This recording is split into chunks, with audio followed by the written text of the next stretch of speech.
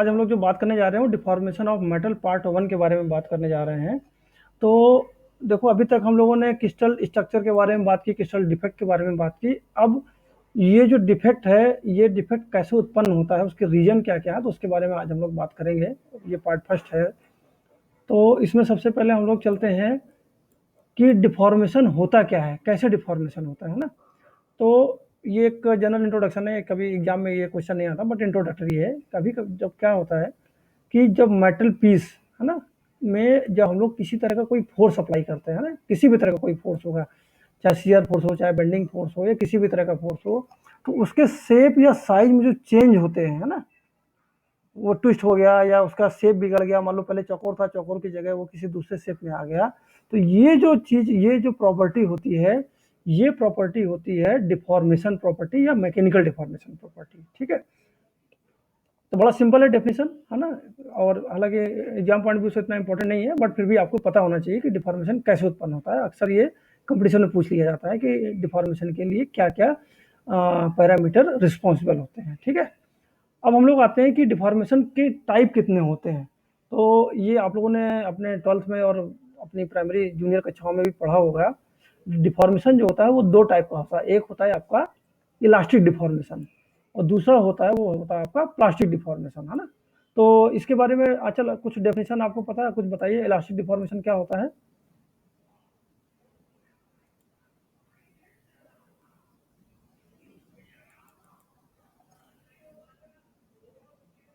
अचल, yes sir. Elastic deformation के बारे में बताइए बेटा।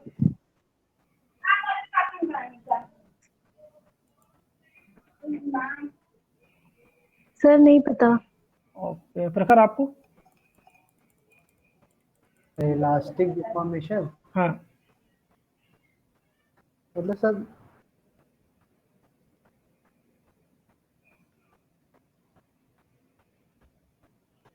ओके, नहीं पता है, कोई बात नहीं, ठीक है।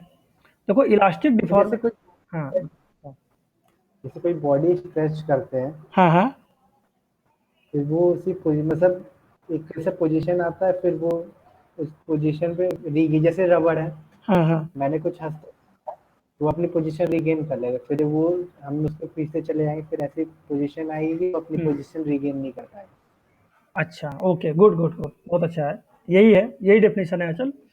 तो इलास्टिक डिफॉर्मेशन क्या होता है कि इलास्टिक डिफॉर्मेशन एक ऐसा डिफॉर्मेशन है ना, जिसमें क्या होता है कि जब आप शियर फोर्स या किसी तरह का कोई मैकेनिकल फोर्स जब आप अप्लाई करेंगे, तो उसमें क्या होगा, उसमें डिफॉर्मेशन हो जाएगा। जैसे रबड़ होती है ना, रबड़ को क्या करते हैं, जब उसको आप हाथ से खींचते हैं तो रबड़ क्या होती है, बढ़ जाती है ना। लेकिन जैसे ही आप रबड़ को छोड़ते हैं, फोर्स हटा देते हैं, वैसे ही रबड़ अपने जो उसका इनिशियल शेप है उस शेप में आ जाएगी।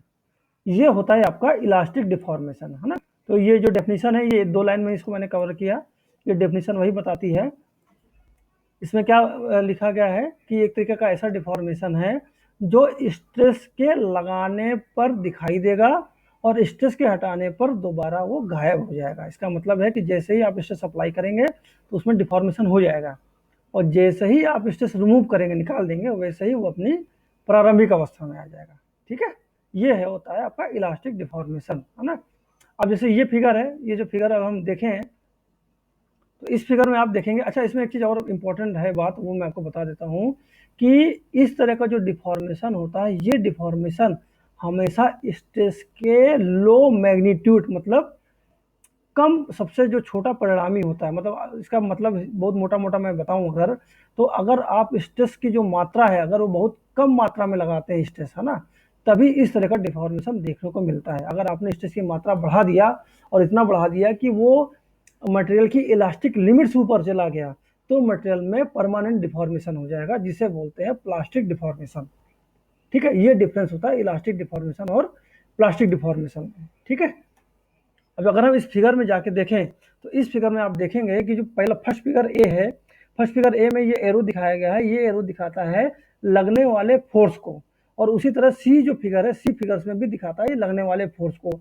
अब ए फिगर में देखेंगे तो ये जो फोर्स लग रहा है, ये फोर्स लग रहा है बाहर की तरफ, मतलब कौन सा फोर्स है, ये टेंसाइल स्ट्रेस है। ठीक है, तो टेंसाइल स्ट्रेस की वजह से क्या होगा कि जो खिंचाव पैदा होगा, ठीक है, या शेप में जो डिफॉर्मेशन होगा वो डिफॉर्मेशन किधर होगा, ऊपर की तरफ होगा और ये नीचे की तरफ होगा, ठीक है।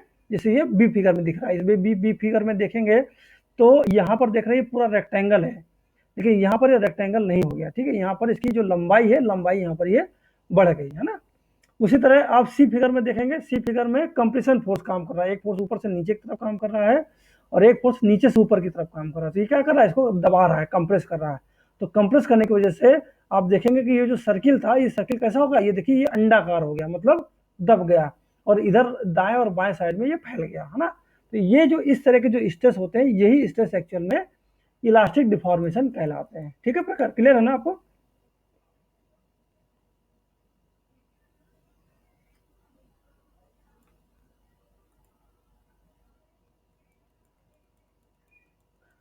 ओके, अब हम लोग आते हैं प्लास्टिक डिफॉर्मेशन में। प्लास्टिक डिफॉर्मेशन की जैसे मैंने आपको डेफिनेशन बताई, प्लास्टिक डिफॉर्मेशन क्या होता है कि जब आप स्ट्रेस अप्लाई करते हैं और स्ट्रेस की लिमिट एक निश्चित लिमिट से जब ऊपर हो जाती है, जिसकी वजह से क्या होता है कि मटेरियल में परमानेंट डिफॉर्मेशन हो जाएगा। ये देखिए परमानेंट डिफॉर्मेशन हो जाएगा और स्ट्रेस को हटाने पर मटेरियल पुनः अपनी प्रारंभिक अवस्था में नहीं आएगा। तो इस तरह का जो डिफेक्ट होता है वो होता है आपका प्लास्टिक डिफॉर्मेशन, ठीक है। चल क्लियर है ना, यहाँ पे कोई डाउट तो नहीं है। No sir. ओके, अब कभी कभी पूछता है, कभी कभी क्वेश्चन में, कभी कभी कंपटीशन में आ जाता है कि भाई प्लास्टिक डिफॉर्मेशन के रीजन क्या क्या होते हैं। तो प्लास्टिक डिफॉर्मेशन किन किन कारणों से उत्पन्न हो सकता है। पहला है आपका रोलिंग प्रोसेस, ठीक है। दूसरा है आपका फोर्जिंग प्रोसेस, तीसरा है आपका ड्राइंग प्रोसेस और चौथा है आपका स्पिनिंग प्रोसेस। तो यहाँ पर आपको ये क्लियर हो रहा होगा कि रोलिंग प्रोसेस में, जैसा कि हम लोगों ने पढ़ा था रोलिंग प्रोसेस के बारे में, तो आपने देखा था कि रोलिंग प्रोसेस में दो रोलर के बीच से मेटल की जब शीट को पास किया जाता है तो उसकी थिकनेस कम हो जाती है और लंबाई और चौड़ाई में वृद्धि हो जाती है। और ये जो वृद्धि होती है या इंक्रीमेंट जो होता है ये परमानेंट होता है ना। तो इसके तो ये जो डिफॉर्मेशन होगा ये होगा आपका प्लास्टिक डिफॉर्मेशन, ठीक है। उसी तरह फोर्जिंग में था, फोर्जिंग में क्या था कि फोर्जिंग में जब आप हैमरिंग करके मेटल के डिप में के शेप और साइज में जब चेंज करते थे तो वो शेप और साइज परमानेंट चेंज हो जाता था, है ना। तो वो जो डिफॉर्मेशन होता था वो भी आपका प्लास्टिक डिफॉर्मेशन कहलाता था, ठीक है। इसी तरह ड्राइंग और आपका जो स्पिनिंग प्रोसेस है ये भी वैसा ही सेम टू सेम है। स्पिनिंग प्रोसेस के बारे में याद है ना आंचल, क्या होता है आपको याद है स्पिनिंग प्रोसेस, बताइए जरा।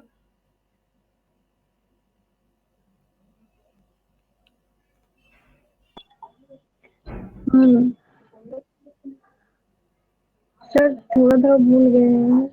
अच्छा प्रखर, आपको पता है स्पिनिंग प्रोसेस।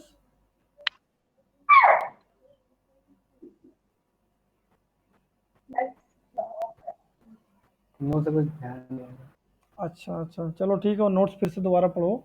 स्पिनिंग प्रोसेस में क्या होता है कि ये देखो ये एक्चुअली सारे प्लास्टिक डिफॉर्मेशन है। स्पिनिंग प्रोसेस में क्या होता है कि उसमें जैसे आपका तसला बनाया जाता है, तसला सब लोगों ने देखा है, तसला का जो कर्वेचर जो होता है वो कर्वेचर जो है स्पिनिंग प्रोसेस के जरिए बनाया जाता है, ठीक है। उसमें क्या किया जाता है कि सीट जो मेटल की जो सीट होती है उसको माउंट कर दिया जाता है लेथ मशीन के आपका हेड में, ठीक है। और उसको रोटेट किया जाता है और साथ में एक मैंडल के जरिए एक टूल के द्वारा उस कर्वेचर शोप को दाब लगाकर बनाया जाता है। तो वो जो प्रोसेस कहलाता है वो प्रोसेस कहलाता है आपका स्पिनिंग प्रोसेस, ठीक है। यस सर, याद आ गया। याद आ गया ना। हाँ हाँ, ओके यस सर। ओके। अब एक दूसरा इंपॉर्टेंट क्वेश्चन होता है जो जनरली आपका एसएससी एसएससी में होता है या रेलवे में अक्सर पूछ लिया जाता है कि प्लास्टिक डिफॉर्मेशन कितने टेम्परेचर पे होता है ना। तो उसका बड़ा सिंपल सा फंडा है, जो प्लास्टिक डिफॉर्मेशन जब भी होगा वो मेटल के मेल्टिंग पॉइंट का 0.4 टाइम्स जो ताप होगा उस पर होता है। ये देखिए यहाँ पर 0.4 इंटू टीएम, टीएम होता है मेटल का melting temperature in kelvin. Kelvin जो है होता है टेम्परेचर का मात्रक, जैसे डिग्री सेंटीग्रेड होता है वैसे केल्विन भी टेम्परेचर का मात्रक होता है, ठीक है। तो जो प्लास्टिक डिफॉर्मेशन होता है, प्लास्टिक डिफॉर्मेशन हमेशा इस ताप के नीचे ही शुरू हो जाएगा, ठीक है। टेम्परेचर लोअर देन 0.4 टीएम, क्योंकि भाई अगर मेल्टिंग टेम्परेचर तक पहुंच जाएगा, ठीक है, तो मेल्टिंग टेम्परेचर इंटू 0.4 है। अगर मेल्टिंग टेम्परेचर या उससे ऊपर 0.4 से अगर ऊपर चला जाएगा तो मेटल आपका मेल्टिंग शुरू हो जाएगा। तो यहाँ पर आपको जो केवल प्लास्टिक डिफॉर्मेशन करना है उसके लिए जो टेम्परेचर है वो 0.4 TM ही है, ठीक है। तो इसको हमेशा ध्यान रखना, ये बहुत सारे कंपटीशन क्वेश्चन में ये क्वेश्चन आता है, ठीक है। बहुत सिंपल सा क्वेश्चन है लेकिन ट्रिकी क्वेश्चन है, ठीक है। अब हम लोग आते हैं, ये भी एक बहुत इंपॉर्टेंट पार्ट है आपके डिप्लोमा के एग्जाम के लिए, difference in elastic and plastic deformation, ठीक है। बहुत इंपॉर्टेंट क्वेश्चन है, ये अक्सर आता है। तो इलास्टिक और प्लास्टिक डिफॉर्मेशन में जो डिफरेंस है वो आप लोग पक्का याद करके चलिएगा। इसमें जो पहला जो डिफरेंस है वो क्या है, इलास्टिक डिफॉर्मेशन क्या होता है, ये एक ऐसा डिफॉर्मेशन है जो स्ट्रेस के लगाने और हटाने के अनुसार दिखाई देता है और डिसअपियर हो जाता है। मतलब जब आप स्ट्रेस लगाएंगे तो दिखाई देगा और जब आप स्ट्रेस हटा देंगे तो दोबारा वो गायब हो जाएगा, ठीक है। पहला तो अंतर ये होगा, ये तो डेफिनेशन ही होगी आपकी, ठीक है। दूसरा क्या है, दूसरा इलास्टिक डिफॉर्मेशन एक ऐसी अवस्था है जो डिफॉर्मेशन के प्रारंभिक स्टेज में उत्पन्न होती है, ठीक है। मतलब इलास्टिक लिमिट के अंदर। आपको याद होगा स्ट्रेस कर्व हम लोगों ने पढ़ा, सबको याद है कि भूल गया, स्ट्रेस स्ट्रेन जो कर्व पढ़ाया गया था।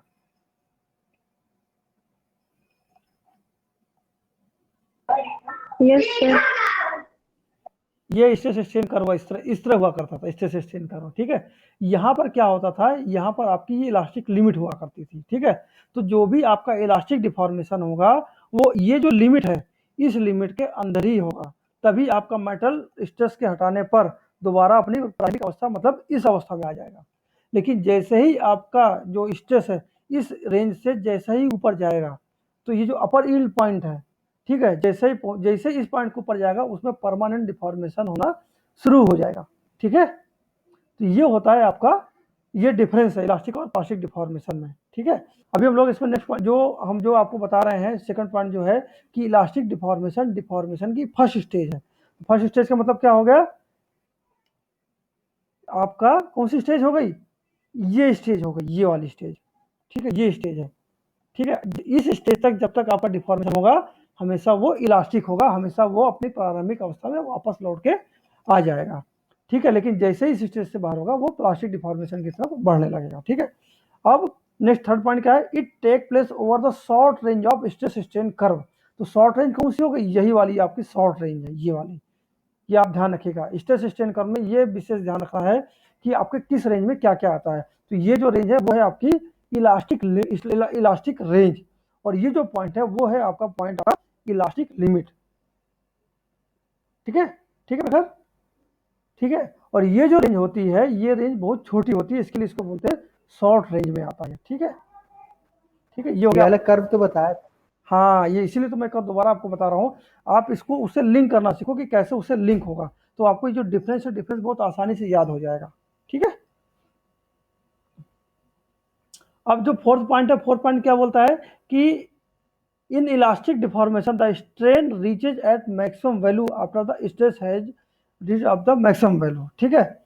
इलास्टिक डिफॉर्मेशन में जो मैंने आपको बताया कि जो डिफॉर्मेशन जो आपकी मैक्सिमम लिमिट में जो डिफॉर्मेशन उत्पन्न होगा वो आपका इलास्टिक लिमिट में उत्पन्न होता है। मतलब क्या है कि ऐसा स्ट्रेस, ठीक है, जिसकी वैल्यू इस इलास्टिक लिमिट तक पहुंच जाएगी वो आपका मैक्सिमम इलास्टिक रेंज कहलाएगा।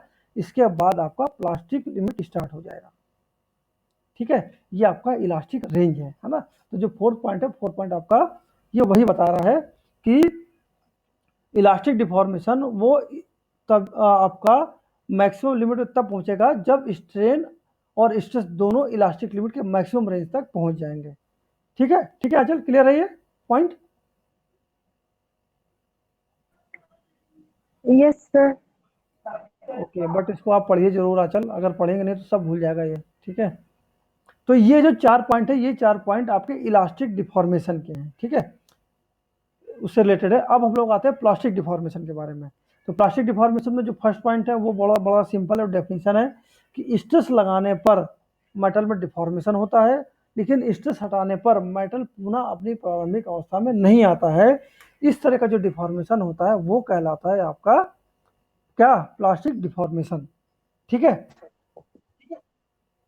हाँ, कोई क्वेश्चन है अचल, ओके। अब सेकंड पॉइंट में जो आते हैं, सेकंड पॉइंट क्या बोलता है कि plastic deformation take place after the elastic deformation has stopped. मतलब ये जो पॉइंट है, ये जो पॉइंट है, इस पॉइंट के ऊपर जब स्ट्रेस जाएगा तो क्या होगा, वो इलास्टिक लिमिट को पार कर जाएगा, ठीक है, और डिफॉर्मेशन, और जैसे इलास्टिक लिमिट को पार करेगा वैसे ही आपका प्लास्टिक रेंज स्टार्ट हो जाएगा, ठीक है, क्लियर है ना ये। स्पीकर को मैं फिर से बना दे रहा हूं। यस सर, क्लियर है। हाँ ठीक है, ये आपका इलास्टिक लिमिट जैसे ही पार होगा, यहाँ से आपका ये प्लास्टिक रेंज यहाँ से स्टार्ट हो जाएगा, ठीक है।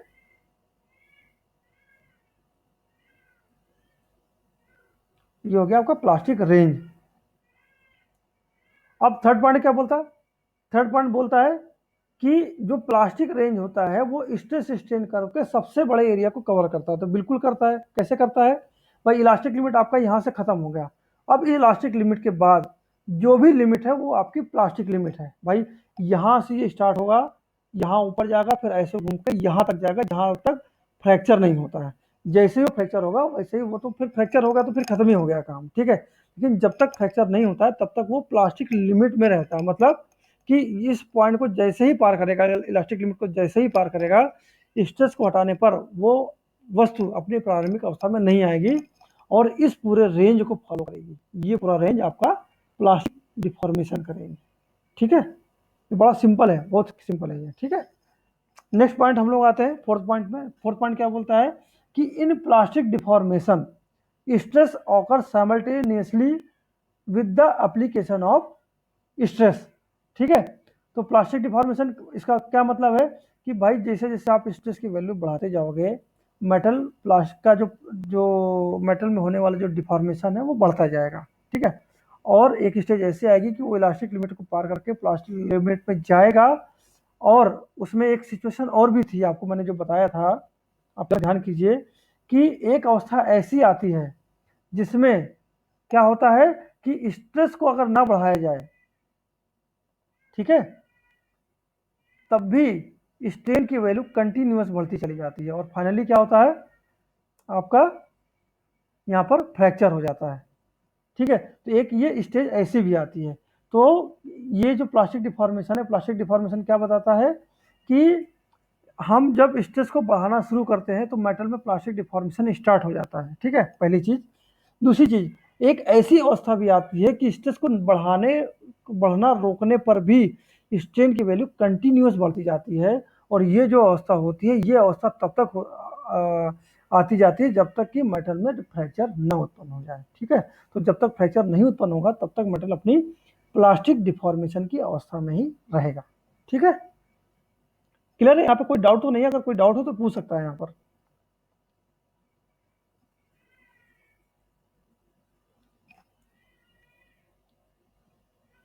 ओके, अब हम लोग आते हैं मोड ऑफ प्लास्टिक डिफॉर्मेशन। ये एक इम्पॉर्टेंट पॉइंट है, आपके सिलेबस में होना चाहिए, है शायद, ठीक है। ट्वाइनिंग के बारे में जो था वो मैं पिछले जो क्लास थी जस्ट इसकी पहली वाली क्लास में मैं आपको बता चुका हूँ। स्लिप केवल रहेगा, तो इसके लिए इस क्लास में स्लिप कवर कर रहा हूँ। ट्वाइनिंग आपने प्रकार आपका छूट गया था, बट फिर भी मैं आपको ट्वाइनिंग के बारे में दोबारा बता देता हूँ, अभी बता दूंगा, ठीक है। तो स्लिप स्लिप के बारे में हम लोग बात करते हैं। स्लिप जैसा कि नाम से ही पता चलता है, स्लिप का मतलब फिसलना, ठीक है प्रखर, क्लियर है ना। स्लिप का मतलब क्या होता है, प्रखरना, आपका फिसलना, ठीक है। तो यहाँ पर अगर हम देखें तो ये जो गोल जो पॉइंट आप देख रहे हैं, ये जो गोल गोल पॉइंट जो दिख रहे हैं आपको, ये पॉइंट है एक्चुअल में एटम का अरेंजमेंट या क्रिस्टल स्ट्रक्चर, ठीक है। चलो, तो इसमें क्या किया गया कि इसमें देख रहे, हाँ, इसमें देख रहे होंगे आप कि इस क्रिस्टल स्ट्रक्चर में देखो, पहली लेयर आपकी कौन सी है, पहली लेयर आपकी ये वाली है, ये आपकी फर्स्ट लेयर है। उसके ऊपर आपकी यहाँ पर ये सेकंड लेयर है, फिर ये थर्ड लेयर हो गई, और उसके ऊपर ये हो गई आपकी फर्स्ट लेयर, ठीक है। जो आपको क्यूब याद है ना, क्यूब जो है कैसा होता था, क्यूब में कई सारे एटम्स इन्वॉल्व होते थे, तब एक क्यूब का निर्माण होता था, है ना। तो यहाँ पर ये वही क्यूब का ही पार्ट है, ठीक है। इसको क्रॉस सेक्शन लिया गया है। अब इसमें किया क्या गया कि नीचे वाले जो दो लेयर है इनको तो कर दिया गया स्थिर, ऊपर वाली जो दो लेयर है इसमें लगाया गया स्ट्रेस फोर्स। किस डायरेक्शन में लगाया गया, इस एरो की डायरेक्शन में। तो क्या होगा कि अब चूंकि इस डायरेक्शन में फोर्स लगाया गया है और फोर्स इतना लगाया गया है कि इसमें प्लास्टिक डिफॉर्मेशन हो जाए, ठीक है, मतलब परमानेंट डिफॉर्मेशन हो जाए। तो परमानेंट डिफॉर्मेशन आप देखेंगे सेकंड फिगर बी में, आप देखेंगे कि जो नीचे वाले जो 2 लेयर थी ये तो अपनी प्रारंभिक पोजीशन में जिसमें पहले थी उसी में ही है, लेकिन जो ऊपर वाली जो 2 लेयर थी ये 2-2 एटम आगे खिसक गई और बाद में शेप क्या हो गया आपका, इस तरह का शेप हो गया, ये शेप।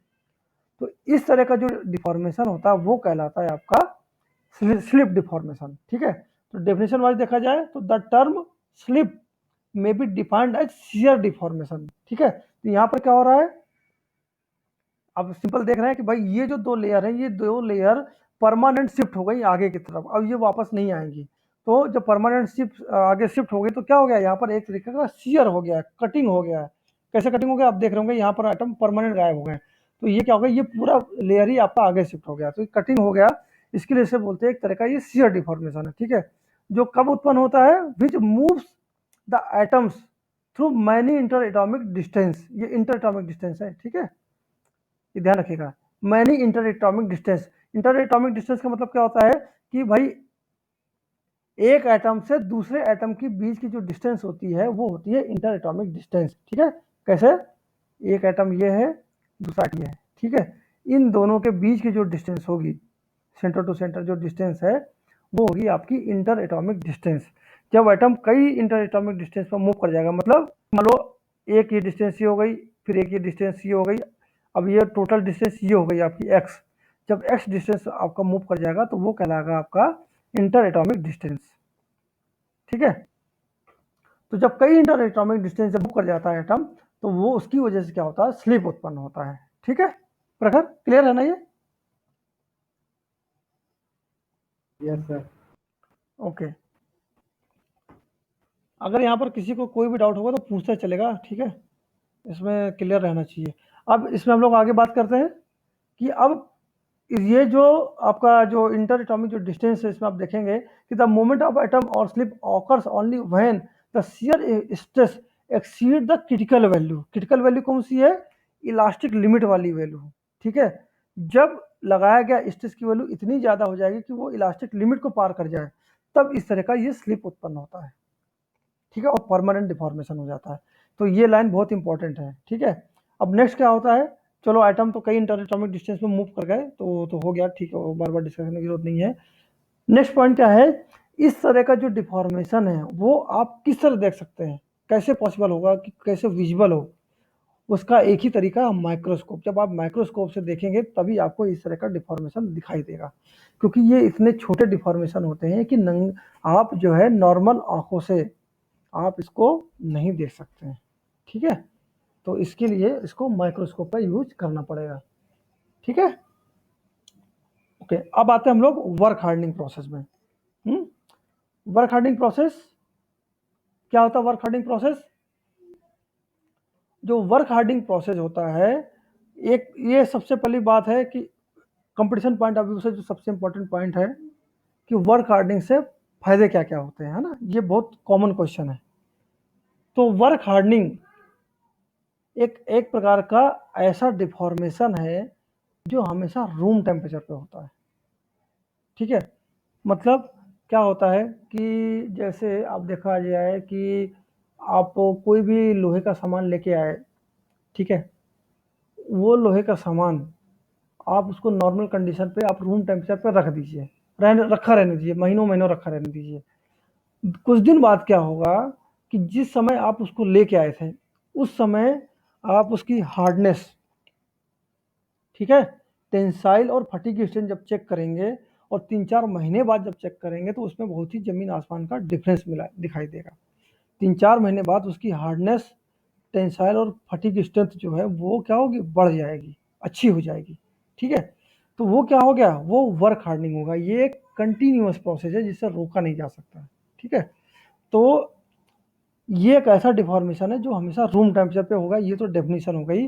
और इसकी वजह से मेटल में हार्डनेस, टेंसाइल और फटीग स्ट्रेंथ में हमेशा क्या होती है, वृद्धि होती है, अच्छी हो जाती है, हार्डनेस भी उसका बड़ा अच्छा हो जाएगा। ठीक है, मेटल जल्दी से खुरचा नहीं जा सकता। जैसे मैं आपको सिंपल बताऊं, बड़ा अच्छा एग्जांपल है, आप घर में, लोगों के घर में एल्यूमिनियम के बर्तन का यूज किया जाता है, सबके घर में यूज होता है, आपके घर में भी यूज होता होगा। एल्यूमिनियम का बर्तन आप नया परचेज कीजिए और नया परचेज करने के बाद आप उसमें सुई से खुरचिए। जब आप खुरचेंगे तो उसमें लाइनिंग बन जाएगी। लेकिन जब वही बर्तन 3-4 महीने बाद या साल भर बाद जब आप उसी सुई से खुरचेंगे, ठीक है, फोर्स याद रखिएगा कितना फोर्स आपने लगाया था, वही सेम फोर्स जब आप लगाएंगे तो वो बर्तन में खुरचना मुश्किल हो जाएगा, खुरचेगा नहीं वो, ठीक है, उसमें लाइन नहीं बनेगी, या लाइन अगर बनेगी तो बहुत हल्की लाइन बनेगी। तो ये जो प्रोसेस है, यही प्रोसेस आपका कहलाता है वर्क हार्डनिंग प्रोसेस। ठीक है आंचल, क्लियर है? Yes sir. ओके प्रखर, आपको क्लियर है? कोई डाउट तो नहीं है यहाँ पर? नो सर, क्लियर है।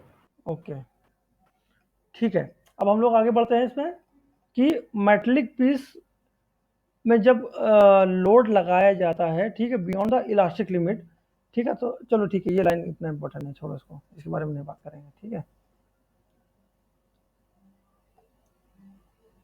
ओके, ये थर्ड लाइन जो इंपॉर्टेंट है, ये क्या बताता है कि जो इस तरह का जो वर्क हार्डनिंग है, ये वर्क हार्डनिंग एटॉमिक प्लेन में स्लिप की वजह से उत्पन्न होता है, ठीक है। ये जो स्लिप है, इस तरह का स्लिप, देखो ये क्या होता है, ये जो इस तरह के जो स्लिप होते हैं, क्या होते हैं कि एक तो होता है भाई आपने फोर्स लगाया, ठीक है, दूसरा क्या होता है कि एटम में अपने इंटर एटॉमिक फोर्सेस खुद के होते हैं, जिन्हें बोलते हैं अट्रैक्शन फोर्सेस, ठीक है। तो समय के साथ साथ धीरे धीरे ये फोर्सेस की वजह से एटम अपने आप को एक ऐसी पोजीशन में सेटल करने की कोशिश करते हैं कि ये फोर्सेस कम से कम लगें। तो जो इस तरह का जो वर्क हार्डनिंग होता है, ये वर्क हार्डनिंग इन्हीं फोर्सेस का परिणाम होता है। लेकिन ये जो इस तरह का जो स्लिप है, ये स्लिप इतना माइनर होता है कि आप इसको नॉर्मली महसूस करने के लिए आपको काफ़ी टाइम वेट करना पड़ेगा, ठीक है। होता है ये भी स्लिप की वजह से ही है ना, बट ये कंटिन्यूअस प्रोसेस है। ऊपर वाला जो प्रोसेस है वो आपने इंस्टेंट प्रोसेस किया, तुरंत आपने उसमें फोर्स लगाया, फोर्स लगा के उसको डिफॉर्म किया, और डिफॉर्म करने के बाद आपने तुरंत उसको माइक्रोस्कोप से स्टडी कर लिया, ठीक है। तो ये थोड़ा सा वहाँ पर डिफरेंस होता है। अब हम लोग आते हैं कोल्ड वर्किंग प्रोसेस में। कोल्ड वर्किंग प्रोसेस ये टोटली आपको वर्कशॉप टेक्नोलॉजी से भी रिलेटेड है, ठीक है। आपको मैं पहले भी पढ़ा चुका हूँ वर्कशॉप टेक्नोलॉजी में इसके बारे में, जैसे बेंडिंग है, सियरिंग है, ड्राइंग है, इसके बारे में ऑलरेडी मैंने आपको पढ़ाया हुआ है, ठीक है। तो उससे आप इसको जब लिंक करेंगे तो आपको बहुत अच्छे से आइडिया मिल जाएगा कोल्ड वर्किंग प्रोसेस क्या होता है ना। तो कोल्ड वर्किंग प्रोसेस, पहले डेफिनेशन देखते हैं। डेफिनेशन क्या बोलता है? The term cold working may be defined as the process of deforming plastically, ठीक है, बिलो द रिक्रिस्टलाइजेशन टेम्परेचर, ठीक है। तो सिंपल डेफिनेशन की अगर हम बात करें तो कोल्ड वर्किंग प्रोसेस एक ऐसा प्रोसेस होता है जिसमें रिक्रिस्टलाइजेशन टेम्परेचर जो होता है उसके नीचे मेटल में डिफॉर्मेशन उत्पन्न किया जाता है। अब रिक्रिस्टलाइजेशन टेम्परेचर क्या होता है, कोई आइडिया है किसी को?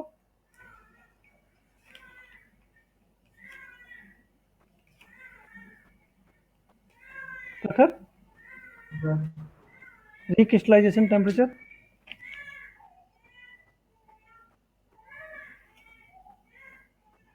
No sir.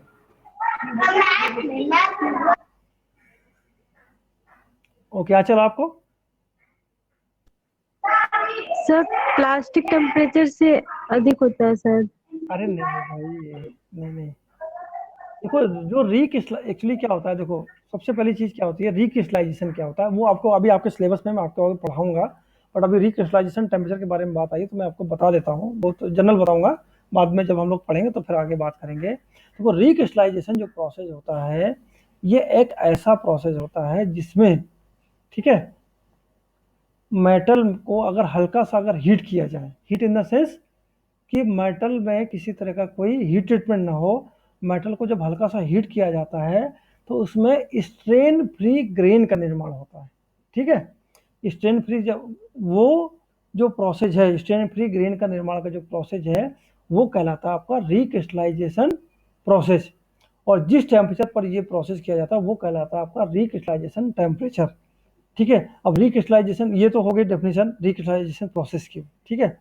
अब जो रिक्रिस्टलाइजेशन जो टेम्परेचर होता है, ठीक है, वो टेम्परेचर जनरली क्या होता है कि जनरली आप मान के चलो उसको, जनरली अगर हम ऐसे बोलें तो ये वो ताप होता है, आपको याद होगा शायद मैंने आपको बताया था आयरन कार्बन डायग्राम के बारे में, ठीक है, उसके बारे में भी थोड़ा सा आपको डिस्कस कर देता हूँ। आयरन कार्बन डायग्राम में आपने देखा होगा कि यहाँ पर जो फर्स्ट लाइन थी ये, ठीक है, ये सेकंड लाइन थी आपकी, ठीक है। फर्स्ट लाइन में क्या था आपका, ये जो फर्स्ट लाइन है, फर्स्ट लाइन आपका यहाँ पे था 723 डिग्री टेम्परेचर, ठीक है, 723 डिग्री टेम्परेचर। कोल्ड वर्किंग जो प्रोसेस होता है, कोल्ड वर्किंग प्रोसेस हमेशा इस टेम्परेचर के नीचे होता है, हमेशा, बल्कि और इससे भी नीचे होता है, ठीक है। मतलब आपका 700 से नीचे जितना भी प्रोसेस है आपका cold working in the sense कि आपका 200-250 डिग्री भी हो सकता है, नॉर्मल हीटिंग प्रोसेस है, ठीक है। उस प्रोसेस में मेटल में क्या होगा कि हमेशा स्टेन फ्री ग्रेन का निर्माण शुरू हो जाता है, ठीक है। मतलब उसमें किसी तरह का कोई भी स्ट्रेस स्टेन काम नहीं करेगा, ठीक है। अगर हम इसको एग्जाम्पल से अगर समझे, जैसे ड्राइंग प्रोसेस है, ड्राइंग प्रोसेस में क्या होता है कि ड्राइंग प्रोसेस में जैसे ही आप मेटल को किसी डाई से पास करते हैं, ठीक है, तो क्या होता है कि मेटल में कुछ हीट जनरेट होती है, ठीक है। वो ऑब्वियस जनरेट होती है, आप सिंपल अपने घर में भी प्रैक्टिकल कर सकते हैं। एक छोटा एक तार लीजिए, तार को एक होल से जब पास करेंगे कई बार तो तार वो गर्म हो जाता है, ठीक है। तो गर्म तो हो जाएगा, लेकिन वो एक्चुअली क्या होता है कि वो रिक्रिस्टलाइजेशन टेम्परेचर तक नहीं पहुंच पाता, 723 डिग्री सेंटीग्रेड ताप पर नहीं पहुंच पाएगा, ठीक है। तो उसके नीचे ही वो हीट रहेगा। तो इस ताप पर मेटल में हमेशा लंबाई बढ़ जाएगी, ऐसे ग्रेन का निर्माण होगा जिसमें किसी तरह का कोई स्ट्रेस या स्ट्रेन नहीं काम करेगा। तो ये जो प्रोसेस कहलाता है वो कहलाता है आपका कोल्ड वर्किंग प्रोसेस, ठीक है। अब कोल्ड वर्किंग प्रोसेस क्या होता है, ये हमेशा मेटल का जो मेल्टिंग टेम्परेचर है, ठीक है, ये इंपॉर्टेंट है, ये मेटल के मेल्टिंग टेम्परेचर की रेंज में 0.3 से 0.5 टाइम्स के बीच में ही उत्पन्न होता है। ये एक इंपॉर्टेंट पॉइंट है भाई। देखो आपका मेल्टिंग जो स्टार्ट होता है कहाँ पर स्टार्ट होता है, आपका लगभग यहाँ से स्टार्ट होना शुरू हो जाता है 723 से, ठीक है। आपका प्लास्टिक रेंज में आ जाता है, मतलब अपना प्लास्टिक अवस्था में आ जाता है, और थोड़ा ऊपर बढ़ते जाएंगे तो पता लगा वो मेल्टिंग कंडीशन में आने लगेगा, ठीक है। तो यहाँ पर जो 0.35 से 3 से 0.5 टाइम्स ऑफ मेल्टिंग टेम्परेचर है, तो ये जो ताप है इस ताप पर आपका कोल्ड वर्किंग प्रोसेस होता है, ठीक है। क्लियर है प्रखर? यस सर, हाँ। ओके। तो कभी भी जब आप लोग अपने वर्कशॉप में जब जाएंगे, वर्कशॉप में आप ट्राई कीजिएगा, बड़ा सिंपल से एक एग्जांपल बता रहा हूँ, आप बेंडिंग प्रोसेस कीजिएगा। ये बेंडिंग प्रोसेस है, ये अपने घर में भी कर सकते हैं। एक मेटल की कोई थोड़ा थोड़ा 2-3 mm की अगर आपको प्लेट मिल जाए, उस प्लेट को आप क्या कीजिएगा, बेंड कीजिएगा हैमर से, ठीक है, मार मार के। आप जब बेंड करेंगे तो जो आपका बेंडिंग वाला पोर्शन, जब उस बेंडिंग वाले पोर्शन को जब हाथ से छुएंगे तो वो क्या होगा, वो आपको गर्म फील होगा, हीटेड होगा। तो ये जो हीटिंग है, ये हीटिंग ही आपका क्या है, आपका वो ताप है जो रिक्रिस्टलाइजेशन ताप के नीचे है और मेटल में परमानेंट डिफॉर्मेशन भी कर रहा है, ठीक है। किसी ने कभी वर्कशॉप में ट्राई किया, पिछले साल जब आपकी वर्कशॉप हुई होगी तो उसमें ट्राई किया है किसी ने बेंडिंग प्रोसेस करके, फिटिंग शॉप में या सीट मेटल शॉप में, कहीं पर भी ट्राई किया हो? शॉप चली थी, हाँ, और हम लोग के पास एक फिटिंग शॉप सही चली थी और कोई शॉप नहीं चली थी। ओके। फिटिंग शॉप में आपने देखा होगा, फिटिंग शॉप ने आपने में कोई सीट, कोई भी प्लेट आपने बेंड किया है वहाँ पर? नो सर, हम लोग ने फिटिंग शॉप में एक आयरन का वो दिया गया था, पीस, ब्लॉक दिया गया था हाँ आयरन का, तो उसको बस फाइलिंग करना था हाँ, और ड्रिलिंग करना और कटिंग करना था। ओके ओके ओके, चलो ठीक है।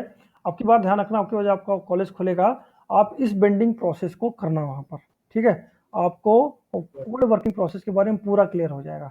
जब आप बेंडिंग प्रोसेस करेंगे, आप उसको छू के देखिएगा, आपका उतना जो पोर्शन है जहाँ पर बेंड हुआ है वो परमानेंट डिफॉर्मेशन है, ठीक है। लेकिन आप परमानेंट डिफॉर्मेशन हो गया और जब आप उसको छुएंगे तो वो हीटेड होगा, गर्म हो जाएगा, और आप इसको हीट नहीं कर रहे हैं, वो अपने आप ही गर्म हो जाएगा, ठीक है। तो वो जो हीटिंग है, वो हीटिंग ही आपका कोल्ड वर्किंग प्रोसेस कहलाता है, ठीक है। वो एक्चुअली वो इतना गर्म नहीं होता, इसके लिए उसको कोल्ड वर्किंग ही बोलते हैं, ठीक है। अब कोल्ड वर्किंग प्रोसेस के एडवांटेज ही अक्सर पूछा जाता है पेपर में, डिप्लोमा के पेपर में पूछा जाता है, और डिसएडवांटेज। तो कोल्ड वर्किंग प्रोसेस के जो फायदे हैं क्या है, पहला फायदा क्या है, इसमें हार्डनेस, टेंसाइल और फटीग स्ट्रेंथ में वृद्धि होती है, अच्छी हो जाती है। दूसरा, आप इसमें हीटिंग नहीं करते हैं, मतलब मैनुअल हीटिंग तो करते नहीं फर्नेस में डाल के, तो क्या होता है उसमें ऑक्सीडेशन नहीं समस्या होती है, ऑक्सीडेशन नहीं होगा, ठीक है। तीसरा क्या होता है कि इसमें हीटिंग नहीं करते हैं तो सरफेस फिनिश भी अच्छा मिलेगा।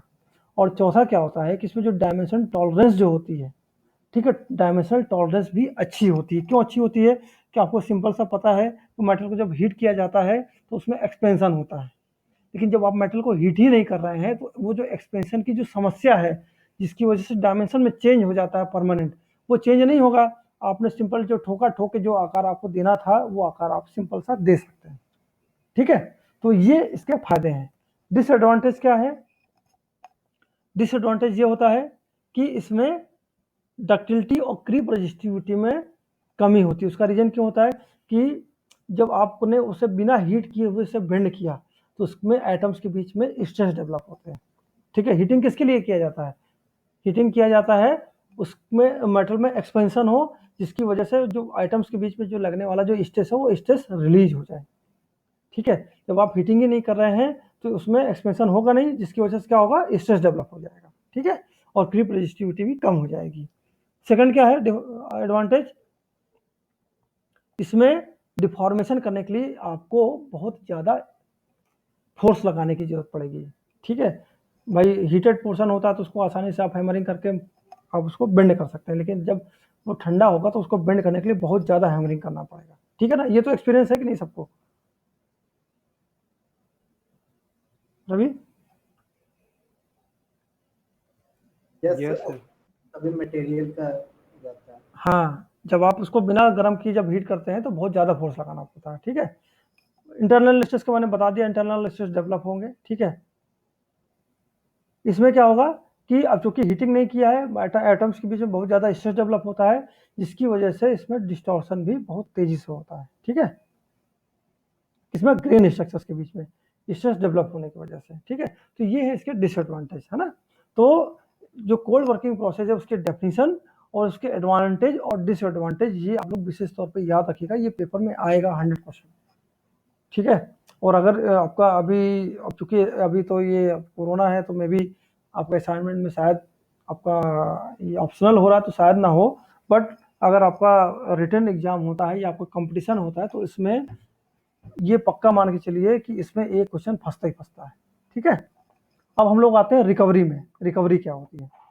अब रिकवरी और रिक्रिस्टलाइजेशन और ग्रेन ग्रोथ, ये तीन चीज़ें एक फैमिली के पार्ट हैं। ठीक है, बट अभी रिक्रिस्टलाइजेशन और ग्रेन ग्रोथ मैंने इन्वॉल्व नहीं किया है, मैंने पहले रिकवरी को इन्वॉल्व किया हुआ है। ठीक है, तो चिंता मत कीजिए, अभी जो नेक्स्ट क्लास करेंगे उसमें हम लोग आगे वाले दोनों फैमिली मेंबर्स के बारे में भी पढ़ेंगे। ठीक है, तो रिकवरी क्या बोलता है? रिकवरी बोलता है कि जब मेटल में लगने वाले इंटरनल स्ट्रेस को, ठीक है, क्या कर दिया जाए, रिमूव कर दिया जाए। ठीक है, कैसे रिमूव किया जाए? हीटिंग करके। ठीक है, हीटिंग कैसे की जा सकती है? कम हीटिंग भी की जा सकती है, ज़्यादा हीटिंग भी की जा सकती है। ठीक है, जिसकी वजह से क्या हो, मेटल अपनी इनिशियल पोजीशन मतलब स्ट्रेस फ्री पोजीशन में आ जाए। मतलब क्या हो गया कि भाई आपने मेटल को बेंड कर दिया, बड़ा सिंपल सा समझिएगा। बेंड करने में क्या हुआ, आपने बिना हीटिंग के बेंड किया था, बेंड करने की वजह से क्या हो गया, उसके एटम्स के बीच में स्ट्रेस डेवलप हो गया। ठीक है, उस स्ट्रेस को रिमूव करने के लिए आपने उसको थोड़ा सा हीट कर दिया, हीट ट्रीटमेंट कर दिया, उसकी वजह से क्या होगा, उसमें एक्सपेंशन होगा एटम्स के बीच में, और जो लगने वाला जो स्ट्रेस था वो स्ट्रेस क्या हो जाएगा, खत्म हो जाएगा। तो ये जो प्रोसेस है, ये प्रोसेस आपका कहलाता है रिकवरी प्रोसेस, जिसमें एटम के बीच में लगने वाला स्ट्रेस पूरी तरह से खत्म हो जाएगा। ठीक है, क्लियर है रवि? Yes sir. हाँ, तो डेफिनेशन पढ़ो, कोई डेफिनेशन क्या बोलता है, रवि पढ़ो डेफिनेशन क्या लिखी हुई है। The term recovery may be defined as the process of removing internal stresses in a metal by heating it to a relatively low temperature, which is usually below the melting point. हाँ, ये विशेष important है। ठीक है, क्या बोलता है?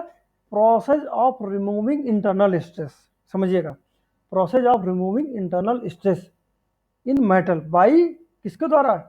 Heating के द्वारा, गर्म करके। ठीक है, जो अपेक्षाकृत मेटल के मेल्टिंग टेम्परेचर से कम होगा। ठीक है, तो ऐसा प्रोसेस जिसमें मेटल के मेल्टिंग टेम्परेचर के नीचे हीट करके इंटरनल स्ट्रेस को रिमूव किया जाएगा। ठीक है, तो वो जो प्रोसेस है वो प्रोसेस कहलाता है आपका रिकवरी प्रोसेस। ठीक है, जिसमें मेटल में लगने वाला स्ट्रेस खत्म हो जाएगा और मेटल के एटम के बीच जो है जो एक्सपेंशन है, उस एक्सपेंशन में मेटल अपने आप को ऐसे से सेटल करेंगे कि वो परमानेंट वहीं पर ही सेटल हो जाएंगे। ठीक है, ये आपका कहलाता है रिकवरी प्रोसेस। ठीक है, तो आज का जो टॉपिक था, आज का टॉपिक यहीं तक था, यहीं से अपना टॉपिक आज का एंड होता है।